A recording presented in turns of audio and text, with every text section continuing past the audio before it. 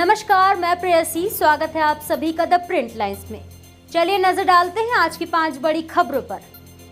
प्रधानमंत्री नरेंद्र मोदी आज अरुणाचल प्रदेश पहुंचे। ईटानगर में अरुणाचल के मुख्यमंत्री पेमा खांडू ने पीएम मोदी को उपहार देकर उनका स्वागत किया। पीएम मोदी ने यहां सेला टनल का उद्घाटन किया। इसके अलावा उन्होंने पूर्वोत्तर में कई परियोजनाओं का उद्घाटन और आधारशिला रखी। इस कार्यक्रम में भारी संख्या में लोग एकत्रित हुए।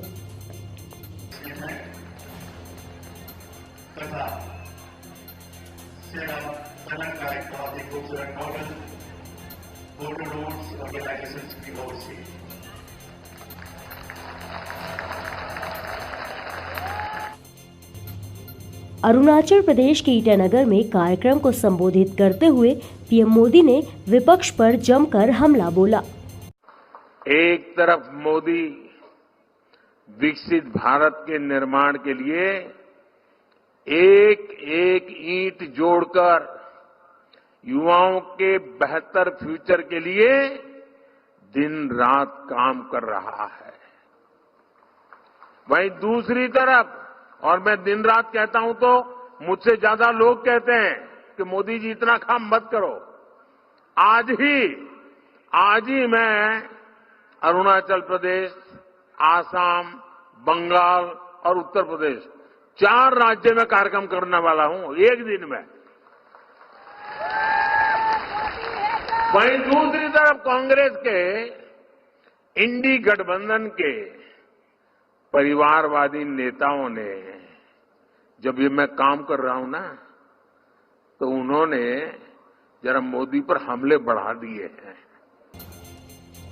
उत्तर प्रदेश के मुख्यमंत्री योगी आदित्यनाथ ने एनसीसी गोरखपुर में प्रशिक्षण अकेडमी की आधारशिला रखी।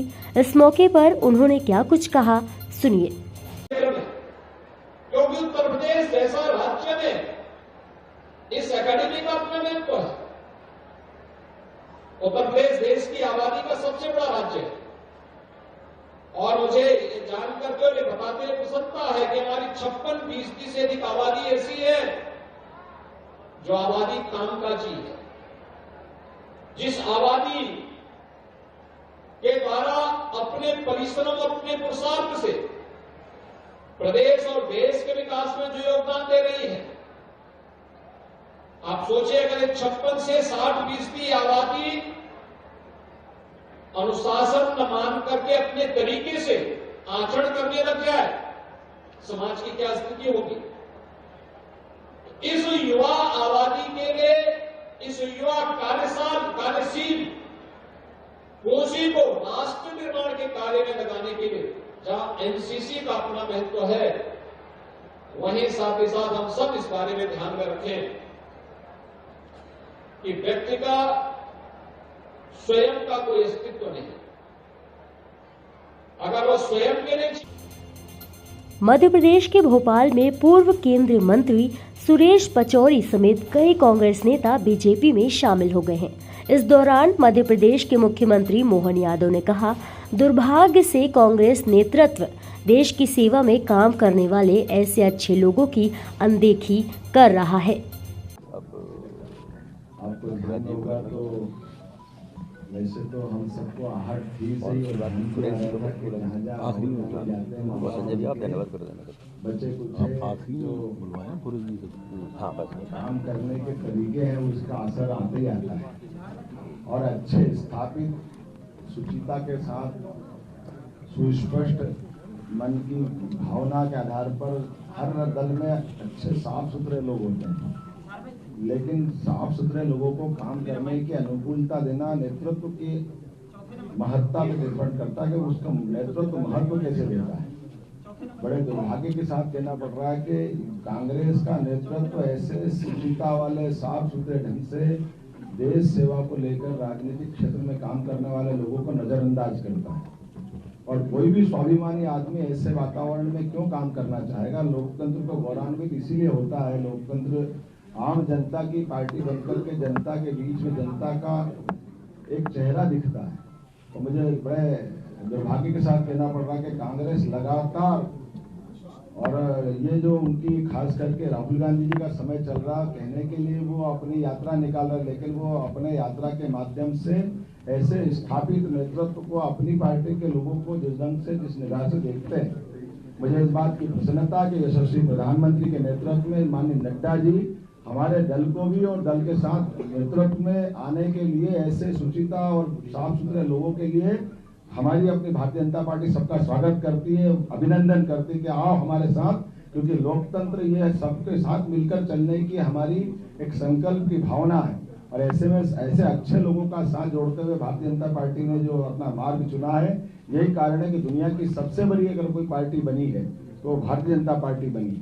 मैं यशस्वी हमारे प्रदेश के अध्यक्ष माननीय विष्णुदत्त शर्मा जी को बधाई दूंगा, हमारे माननीय पूर्व मुख्यमंत्री शिवराज सिंह जी चौहान, हमारे माननीय नरोत्तम मिश्रा जी, कैलाश जी विजयवर्गीय भाई साहब, सारे लोग, हमारे महेंद्र सिंह जी प्रभारी, वो तो शुभंकर है, लगातार हमारे एक के बाद एक संकेत आ रहे हैं। और राहुल गांधी आगे आगे जा रहे हैं और पीछे पीछे कांग्रेस साफ हो रही है, इसलिए मैं तो इस मामले में बधाई देना चाहूंगा कि ऐसे राहुल गांधी जी 2-4 बार और यात्रा निकालो, हम आपका स्वागत करेंगे, क्योंकि आपके आने से अगर हमारे लिए एक ऐसा मार्ग बनता है कि चुनाव का अभी घोषणा हुई नहीं है और कांग्रेस की आपने जो वर्तमान में हालत की है, वास्तव में कांग्रेस, महात्मा गांधी जी ने सही कहा था कि आजादी के बाद कांग्रेस को समाप्त कर दो, वो महात्मा गांधी जी की भावना का काम कर रहे हैं। मैं अपनी ओर से अपने परिवार में हमारे माननीय सुरेश जी भाई साहब बहुत वरिष्ठ नेता है, बहुत अच्छी छवि है, और उनके साथ के सारे गजेंद्र सिंह राजू खेड़ी, जब विक्रम विश्वविद्यालय का हमारा पूरा कैंपस एक ही होता था तो धार से हमारा संबंध आता था, जोगेश शर्मा जी, मैं और वो 1984 में साथ में कॉलेज में चुनाव लड़े थे और यूनिवर्सिटी वो प्रेसिडेंट बने थे, मैं साइंस कॉलेज प्रेसिडेंट था, मैं तब से उनको जानता हूँ। और पूरी अपनी यहाँ से वहाँ तक सारे के सारे मित्रगण, तो हमारे पटेल साहब, संजय जी, विशाल पटेल जी, संजय जी, कौन किसका नाम छोड़े, संजय, हम तो आए थे संजय जी, आप तो अपने घर के घर में रहे बीच में, लेकिन कोई बात नहीं, ये अच्छी बात है। माननीय सुरेश जी भाई साहब के निमित्त आना चाहिए। हमारा तो शिवाय नमः, विष्णुवे नमः, शिवाय नमः, विष्णुवे नमः, ये मंत्र चलता ही रहता है, इसी का हम सब सौभाग्यशाली हैं। मेरी अपनी ओर से परिवार में आने का आपका सबका वंदन, अभिनंदन। और भारतीय जनता पार्टी सबको लेके चलने में विश्वास करती है, सबका साथ, सबका विकास, सबका प्रयास, सबका विश्वास। बहुत बहुत धन्यवाद। बसंत पंचमी के बाद से ही मथुरा और वृंदावन में रंगोत्सव शुरू हो चुका है। सभी भक्त रंगों में सरोवर है। ये नज़ारा बरसाना का है, जहां लोग रंग खेलते हुए ढोल ताशे लेकर बजाते हुए नगर भ्रमण कर रहे हैं। इसी रंगोत्सव के साथ ही यहां सुरक्षा व्यवस्था कड़ी कर दी गई है। अगर होली की हम बात करें और बरसाना की चर्चा न करें तो शायद बात अधूरी रह जाएगी। तो सबसे पहले हम वहीं से चर्चा शुरू करते हैं कि बरसाना में यहाँ पे विश्व विख्यात होली का आयोजन होता है, जो इस बार 17 को लड्डू होली और 18 को लठमार होली होगी। उसको दृष्टिगत रखते हुए हमने वरिष्ठ पुलिस अधीक्षक महोदय ने और पूरी टीम ने बरसाना का सारे रूटों का, मंदिर के सारे प्रवेश द्वार, निकास द्वार सबका भ्रमण किया है। वहाँ सारी व्यवस्थाएं व्यापक स्तर पर की जा रही हैं, चूँकि वो राजकीय मेला भी घोषित है, वहाँ का जो ये महोत्सव है उसको दृष्टिगत रखते हुए पार्किंग से लेकर के श्रद्धालुजन मंदिर तक पहुँचे, रंगीली गली में पहुँचे और भीड़ का कहीं किसी पर्टिकुलर पॉइंट पर दबाव न बनने पाए, इसको दृष्टिगत रखते हुए व्यापक प्रबंध किए गए हैं। पूरा परिसर सीसीटीवी कैमरे के निगरानी में रखा गया है, public address system, street light, सारी व्यवस्थाएं की गई हैं और पूरे क्षेत्र को 3 जोन और डिफरेंट सेक्टर्स में बांट करके वहां पुलिस और मजिस्ट्रेट्स लगाए जा रहे हैं।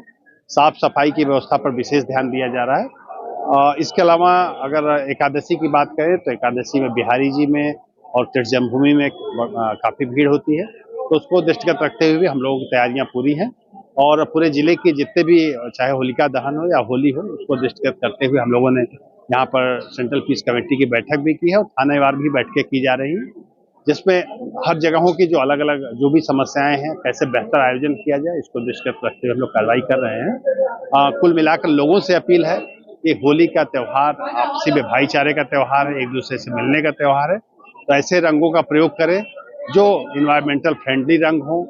अबीर के साथ कई बार मिट्टी आदि का प्रयोग किया जाता है, वो कदापि न करें, और अगर ऐसा कोई करता है तो उसके खिलाफ हम लोग कार्रवाई करने में भी हिचकेंगे नहीं। देखिए, बरसाना की होली में बदलाव तो क्या, हाँ, कुछ व्यवस्थाओं में थोड़ा सा परिवर्तन आवश्यकता के अनुरूप किया गया है। जो जैसे श्री जी मंदिर में प्रवेश और निकास में थोड़ी सी व्यवस्थाओं में बदलाव किया गया है, जैसे जो भी श्रद्धालु जन आए उनको कहीं भी सफोकेशन फील ना हो, क्योंकि भीड़ का दबाव बहुत ज्यादा होता है। आसानी से आए, दर्शन करके मंदिर से बाहर जाए। तो जो वीआईपी मार्ग था उससे प्रवेश दिया जा रहा है और जिससे प्रवेश दिया जाता था उससे निकासी की जा रही है, जिससे श्रद्धालुओं को सुविधा हो सके। ऐसी ही महत्वपूर्ण खबरों को देखने के लिए जुड़े रहिए द प्रिंट लाइन्स के साथ।